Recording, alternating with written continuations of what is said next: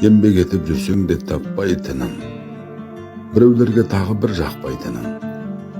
Қанша жерден адалмын дегеніңмен, жан табылар арыңды таптайтұғын.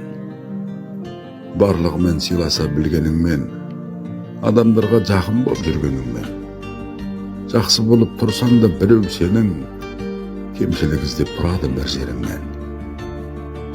Өзіңді түзе өзіңнің тағдырыңда, жақсы іспен көркемде әр күніңді.